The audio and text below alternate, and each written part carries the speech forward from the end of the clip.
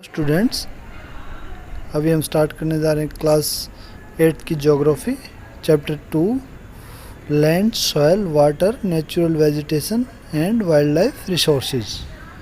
तो चलिए स्टार्ट करते हैं। देखो, in a small village in Tanzania Africa, Mamba gets up very early in the morning to fetch water.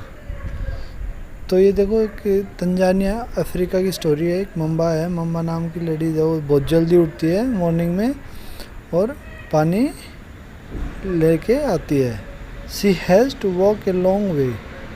तो पानी लेने के लिए उसको क्या है, एक बहुत लंबे रास्ते से चलना पड़ता है। And return after a few hours, और कई घंटों के बाद वो वापस वहाँ पे लौटती है। She then helps her mother in the house. उसके बाद वो अपनी माँ का घर पे काम करवाती है। And joins her brother in taking care of their goats. फिर वो अपने भाई के काम में उसका साथ देती है और उनकी बकरियों को टेक केयर करने के लिए। All her family owns is a piece of rocky land. उसकी जो फैमिली है पूरी पूरी, उनके पास क्या है, एक रॉकी लैंड है अराउंड देयर स्मॉल हट। उनकी जो भी झोपड़ी है, घर है छोटा सा, उसके चारों तरफ जो भी रॉकी लैंड है वो उनकी पूरी फैमिली ओ करती है। मम्बाज फादर कैन बेयरली ग्रो सम मेज। जो मम्बा के पापा हैं वे बहुत कम मेज होता है, मक्के को उपज करते हैं। And beans on it after tolling hard, मतलब बहुत हार्ड टोलिंग के बाद, क्योंकि वहाँ की ज़मीन पथरीली है तो इसलिए बहुत मुश्किल से, बहुत कम ही उपज हो पाती है। This is not enough to feed their family for the whole year. जो कि उनकी फैमिली के लिए बहुत, पूरे साल के लिए बहुत कम अनाज है। अभी दूसरी स्टोरी बताता है, Peter lives in the heart of the sheep rearing region in New Zealand. अभी एक पीटर है जो एक शीप रियरिंग का जो रीजन होता है जहाँ पे हम भेड़ों का पालन पोषण करते हैं न्यूजीलैंड में, वो वहाँ पे रहता है। Where his family runs a wool processing factory. वहाँ पे उसकी जो फैमिली है, परिवार है, वो एक वूल, मतलब जो वूल होता है, जो धागा होता है ना वूल का, तो उसकी फैक्ट्री, जो उसकी प्रोसेसिंग होती है, उसकी फैक्ट्री चलाती हैं। Every day when he returns from school, तभी वो अपने स्कूल से वापस आता है। Peter watches his uncle taking care of there ship. वो अपने अंकल को देखता है कि उसके अंकल जैसे उन भेड़ों की केयर कर रहे होते हैं। Their sheep yard is situated on a wide grassy plain with hills in the far distance. तो जो उनका शिप यार्ड है, मतलब जो भी उनका भेड़ों का यार्ड है या भेड़ों का जो बाड़ा होता है, वो एक ग्रासी लैंड के पास में है और वहाँ पे आपके हिल्स भी हैं थोड़ी सी डिस्टेंस पे। It is managed in A scientific way using the latest technology. अब ये क्या बोल रहा है कि ये जो जगह है इसको हम साइंटिफिक वे से थोड़ा अपनी नई टेक्नोलॉजी से थोड़ा इसको मैनेज कर सकते हैं। Peter's family also grows vegetables through organic farming. जो पीटर की फैमिली है वो थोड़ा बहुत वेजिटेबल भी उगा लेती है वहाँ पे ऑर्गेनिक फार्मिंग के तरीके से। अब देखो, Mamba and Peter stay in 2 different parts of the world. अभी बोल रहे हैं कि मम्बा और जो पीटर हैं वे 2 डिफरेंट पार्ट्स में रहते हैं, संसार के 2 डिफरेंट पार्ट। क्योंकि देखो आपने एक तो तंजानिया में है, एक न्यूजीलैंड में है, वहाँ पे रॉकी लैंड था और यहाँ पे ग्रासी लैंड है।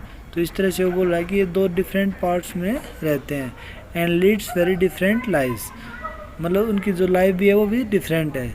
This difference is because of the difference in the quality of land, soil, water, natural vegetation, animal and the uses of technology.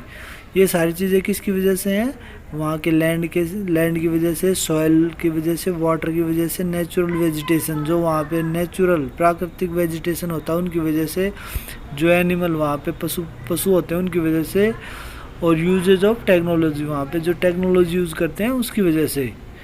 The availability of such resources is the main reason places differ from each other. तो अभी वहाँ के जो संसाधन हैं उनकी जो availability है वो उस प्लेस के अकॉर्डिंग हर एक जगह डिफ़र करते हैं, ठीक है। अब सबसे पहले आता है हमारा लैंड। अब देखिए लैंड क्या है। Land is among the most important natural resources. जो लैंड बोलते हैं ज़मीन को, ज़मीन क्या होती है हमारा जो मोस्ट इम्पोर्टेंट नेचुरल रिसोर्सेज मतलब प्राकृतिक संसाधन है। It covers only about 30% of the total area of the earth surface. जो लैंड है हमारी वो पूरे अर्थ सरफेस की 30% ही है, क्योंकि हमें पता है कि 70% of earth surface is covered with water and 30% is covered with land, and all parts of this small percentage are not habitable. और जो भी इसका छोटा छोटा पार्ट है ये जो 30% में आता है वो पूरा पूरा हैबिटेबल होता है, वो जोन जहाँ पे आदमी निवास करते हैं या जीवन अस्तित्व होता है जिस चीज़ का। क्योंकि बहुत सारे जैसे अंटार्कटिका, आर्कटिक जहाँ पे बहुत सारी बर्फ़ होती है वहाँ पे आदमी नहीं रहते हैं। The uneven distribution of population is different part of the world is mainly due to varied characteristics of land and climate. तो देखो जो पॉपुलेशन है हमारी उसका जो अनइवन डिस्ट्रीब्यूशन है ना वो वहाँ के जो लैंड होता है और वहाँ का क्लाइमेट होता है उसके जो वेरिड कैरेक्टरिस्टिक्स होते हैं ना तो उनके ऊपर डिपेंड करता है। द रग टोपोग्राफी, जो उबड़ खाबड़ होती है, टोपोग्राफी मतलब जो भी वहाँ का जो ज़मीन का स्ट्रक्चर है रगड है मतलब उबड़ खाबड़ है। स्टीप स्लोप्स, एकदम से खड़े माउंटेन्स आ जाते हैं तो ऑफ द माउंटेन्स, तो वहाँ पे जो स्टीप स्लोप होते हैं वहाँ पे। लो लाइंग एरियाज़, कहीं पे low lying areas susceptible to water logging, तो लो लाइंग एरिया हुआ तो वहाँ पे क्या होगा बारिश में पानी इकट्ठा हो जाएगा। डेजर्ट एरिया, डेजर्ट जहाँ पे मरुस्थल है। थिक फॉरेस्टेड एरिया, जहाँ पे थिक फॉरेस्ट है। आर नॉर्मली स्पेशली पॉपुलेटेड और इनहेबिटेड, ये क्या होते हैं कि छुटमुट मतलब जहाँ पे बहुत कम पॉपुलेशन रहती है वे पॉपुलेटेड एरिया है, और हो सकता है इसमें से कुछ एरिया ऐसे भी हैं जहाँ पे कोई भी आदमी नहीं रहता है। Plains and river valleys offer suitable land for agriculture. जो प्लेन्स होते हैं ना जो अपने मतलब इसको मैदान बोलते हैं हम उसको, और जो रिवर की वैल्यू होती है वे हमारे लिए सूटेबल लैंड प्रोवाइड करते हैं एग्रीकल्चर के लिए, क्योंकि वहाँ पे क्या है मिट्टी थोड़ी उपजाऊ रहती है। Hence these are the densely populated area of the world, इसलिए ये जो एरिया है ये वर्ल्ड के सबसे ज़्यादा डेंसली पॉपुलेटेड है। सबसे ज़्यादा पॉपुलेशन हमारे लैंड में और जो रिवर वैली होती है उसी में रहते हैं। अभी आता है हमारा लैंड का यूज़। लैंड का यूज़ हम किस किस तरीके से कर सकते हैं तो उसमें देखते हैं हम। Land is used for different purposes such as agriculture. जो हमारी ज़मीन है हम उसको कई भिन्न भिन्न तरीके से यूज़ कर सकते हैं, जैसे कि हम एग्रीकल्चर में कर सकते हैं। फॉरेस्ट्री यानी कि जंगल बना सकते हैं, जंगल के उत्पाद आ सकते हैं। माइनिंग कर सकते हैं, वहाँ पे कुछ खादान वादान मिल जाए तो बिल्डिंग बना सकते हैं, वहाँ पे हाउसेज बना सकते हैं, वहाँ पे रोड बना सकते हैं। And setting up of industries, हम वहाँ पे इंडस्ट्रीज़ भी लगा सकते हैं। This is commonly termed as land use. तो हम इसको क्या बोलेंगे कि लैंड यूज़, इसको हम अपने को लैंड यूज़ बोलेंगे कि हम इस भूमि का उपयोग कर रहे हैं, ठीक है। Can you list out the different way in which mamba and Peter family use their land. अब ये बोल रहे हैं कि क्या आप एक लिस्ट बना सकते हैं कि जैसे मंबा और पीटर अपने और उसकी फैमिली है उस लैंड को किस तरह से यूज़ कर रही है। The use of land is determined by physical factors such as topography. जो हमारी ज़मीन का जो यूज़ है ना वो उसकी बहुत सारे फिजिकल फैक्टर्स हैं उन पे डिपेंड करता है, जैसे कि टोपोग्राफी मतलब वहाँ की एरिया वाइज, सॉइल वहाँ की मिट्टी कैसी है, क्लाइमेट वहाँ का मौसम कैसा, मिनरल्स वहाँ पे मिनरल्स कितने हैं, एंड अवेलेबिलिटी ऑफ वाटर, वहाँ पे वाटर कितना अवेलेबल है। Human factors such as population and technology are also important. जो ह्यूमन फैक्टर्स होता है सच एज पॉपुलेशन, वहाँ पे पॉपुलेशन कितनी है और टेक्नोलॉजी कितनी है वे भी काफ़ी महत्वपूर्ण है। Determinants of land use pattern, हमारे लैंड यूज़ पैटर्न को करने के लिए हम मतलब ह्यूमन फैक्टर, और ये ह्यूमन फैक्टर जिसमें टेक्नोलॉजी वगैरह आती है, ये भी बहुत इंपॉर्टेंट चीज़ें हैं। Land can also be classified on the basis of ownership as, जो लैंड है हमारा, जो ज़मीन है, वो हम क्लासीफाई कर सकते हैं ओनरशिप के बेस पे, जैसे कि private land and community land. एक प्राइवेट लैंड जैसे किसी का पर्सनल लैंड है तो उसको हम क्या बोलते हैं, प्राइवेट लैंड, और कम्युनिटी लैंड बोलते हैं जैसे कि जो किसी कम्युनिटी का पूरा हो। ठीक है, अभी देखो बताता है, private land is owned by individuals whereas community land is owned by the community for common use. जो प्राइवेट लैंड होता है वो किसी इंडिविजुअल का होता है, और जो कम्युनिटी लैंड होता है वो कम्युनिटी का होता है, उसमें कि जैसे पूरी कम्युनिटी कॉमन यूज़ के लिए उसको यूज़ कर सके। लाइक कलेक्शन ऑफ फॉडर, मतलब या फ्रूट्स या नट्स और मेडिसिन हर्ब्स, मतलब ये चीज़ें उगाने के लिए, फॉडर्स को, फ्रूट्स को, नट्स को, मेडिसिन हर्ब्स को उगाने के लिए उसको पूरी कम्युनिटी यूज़ कर सकती है। These community lands are also called common property resources. इस तरह की जो कम्युनिटी लैंड्स होते हैं उनको हम कॉमन प्रॉपर्टी, मतलब एक साझे की प्रॉपर्टी का संसाधन बोल सकते हैं। ठीक है, people and their demands are ever growing but the availability of land is limited. जो पीपल होते हैं ना, जो आदमी हैं, उनकी डिमांड्स हमेशा बढ़ती रहती हैं, बट क्या है, जो हमारे लैंड्स हैं, जो हमारी भूमि है, वो तो उसकी अवेलेबिलिटी तो लिमिटेड ही है, उससे उसको हम बढ़ा घटा नहीं सकते। The quality of land also differs from place to place. जो लैंड की क्वालिटी है वो भी हमारी एक जगह से दूसरी जगह डिफ़र करती है, क्योंकि क्वालिटी कहीं पे क्या पहाड़ी एरिया है, कहीं पे रेतीला एरिया, कहीं पे मरुस्थल है, तो वो डिफ़र करती रहती है जगह से जगह पे। People starting encroaching the common land to build up commercial areas. जो कॉमन लैंड है वो इंसान ने क्या किया कि उसको कमर्शियल एरिया बना के उसका इंक्रोचमेंट स्टार्ट कर दिया, मतलब उसका हनन करना चालू कर दिया। Housing complexes in the urban area, उन्होंने क्या हाउसिंग कॉम्प्लेक्स बना दिया अर्बन एरिया में। And to expand the agriculture land in the rural area, और उन्होंने क्या किया कि एग्रीकल्चर लैंड अपने रूरल एरिया में उसको भी बढ़ा दिया। Today the vast changes in the land use pattern also reflect the cultural changes in our society. जो लैंड यूज पैटर्न है ना आज के ज़माने का, वो हमारे कल्चरल चेंजेस पे भी काफ़ी डिपेंड करता है, जो कि हमारी सोसाइटी का चल रहा है। लैंड डिग्रेडेशन होता है हमारा किसी चीज़ का कटाव होना, डिग्रेड होना, मतलब कोई एक अच्छी क्वालिटी से उसकी क्वालिटी लो हो जाना, तो लैंड की क्वालिटी को लो करना। लैंडस्लाइड होता है जैसे पहाड़ों की मिट्टी खिसक के नीचे आ जाती है तो उसको हम लैंडस्लाइड बोलते हैं। पहाड़ पूरा का पूरा पहाड़ नीचे खिसक के आ जाता है, उसको हम लैंडस्लाइड बोलते हैं। सॉइल इरोजन, मिट्टी का इरोजन, जैसे कि भाई नदी बह रही है और नदी वहाँ की मिट्टी को बहा के ले जाती है तो उसको हम इरोजन बोलते हैं, सॉइल इरोजन।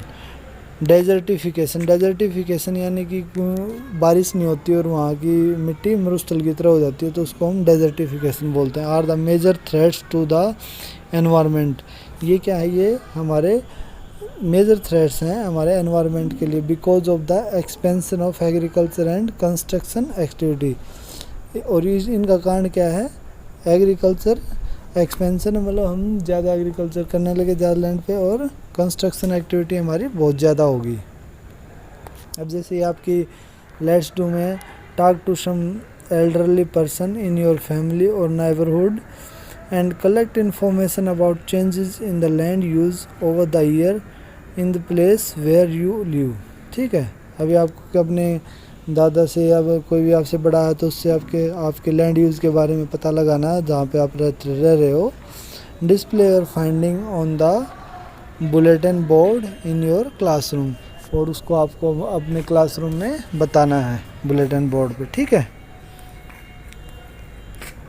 नेक्स्ट हमारा आता है कंजर्वेशन ऑफ लैंड रिसोर्सेज। अभी देखो ये आपने फ़ोटो देख लिए होंगे, change in land use over time to time, मतलब हम टाइम टू टाइम कैसे हमारे लैंड के यूज़ में चेंज आता है। पहले हम खेती करते थे बैल के साथ, फिर ट्रैक्टर के साथ करने लगे, छोटा बिल्डिंगें बनने लगी ज़्यादा, उसके बाद हमारी मल्टी स्टोरी बिल्डिंगें बनने लगी, स्कूल कॉलेज पार्क वार्क बनने लगे, गाड़ियाँ चलने लगी, और आज के दिन हमारे जो मेट्रो सिटीज़ हैं उनमें बहुत सारी गाड़ियाँ होगी और काफ़ी फैसिलिटीज़ के साथ मल्टी स्टोरी बिल्डिंग होगी। तो इस तरह से हमारा land use day by day होता जा रहा है। अभी देखो कंजर्वेशन ऑफ लैंड रिसोर्सेज, हमारा जो लैंड रिसोर्स है उसको हम कैसे कंजर्व कर सकते हैं। अभी देखो growing population and their ever-growing demand has led to a large-scale destruction of forest cover and arable land। अभी देखो क्या है कि जो हमारी पॉपुलेशन ग्रो हो रही है उसके अकॉर्डिंग हमारी डिमांड्स भी ग्रो होंगी, तो उससे क्या होता है कि लार्ज स्केल पे एक डिस्ट्रक्शन आ रहा है, हमारा फॉरेस्ट कवर हमारा वो काफ़ी कम होता जा रहा है। Arable land and has created a fear of lodging this natural resources, और ये हमारा जो प्राकृतिक रिसोर्स है हम उसको खोने की का डर भी हमें बना देता है। Therefore the present rate of degradation of land must be checked. तो ये बोल रहे हैं कि इसलिए हमें जो प्रेजेंट रेट ऑफ डिग्रेडेशन है उसको लैंड का उसको हमें चेक करना पड़ेगा, मतलब रोकना पड़ेगा, सो दैट कि उसको हम बढ़ा सकें। एफोरेस्टेशन होता है कोई चीज़ हमें पहले जंगल काट दिया गया है तो उसी की जगह पे हमें दोबारा जंगल लगाना, उसको हम एफोरेस्टेशन बोलते हैं। लैंड रिक्लेमेशन, जो हमारी लैंड है ज़मीन है उसको रिक्लेमेट करेंगे हम, ठीक है। Regulated use of chemical pesticide, जैसे हम जो ज़मीन पे खेती करते हैं तो हम बहुत सारे पेस्टिसाइड्स का यूज़ करते हैं, तो उन पेस्टिसाइड्स को कम करके भी हम डिग्रेडेशन से बचा सकते हैं। एंड फर्टिलाइज़र्स, और फर्टिलाइज़र्स का भी कम यूज़ करके हम अपनी ज़मीन के डिग्रेडेशन को बचा सकते हैं। एंड चेक्स ऑन और overgrazing are some of the common method use to conserve land resources. Overgrazing होता है जैसे हम ज़्यादा भूमि को चराते हैं ना, जैसे पशु खाते रहते हैं या बिल्कुल उसको बिल्कुल ख़त्म कर देते हैं, तो क्या होता है कि सोइल इरोजन उससे ज़्यादा होता है फिर, क्योंकि अगर जड़ें मजबूत रहती हैं, जड़ें उस मिट्टी को पकड़ के रखती हैं, तो इसलिए ये बोल रहे हैं कि जो ओवरग्रेजिंग मतलब उसको ज़्यादा साफ़ करना भी एक हमारे लिए हानिकारक है, इसलिए उसको भी कम करके हम चेक करके हम अपने डिग्रेडेशन को रोक सकते हैं और हमारे लैंड रिसोर्सेज को कंजर्व कर सकते हैं। तो ये था हमारा दूसरा चैप्टर। इससे आगे शॉल के बारे में हम नेक्स्ट वीडियो में पढ़ेंगे। Thank you.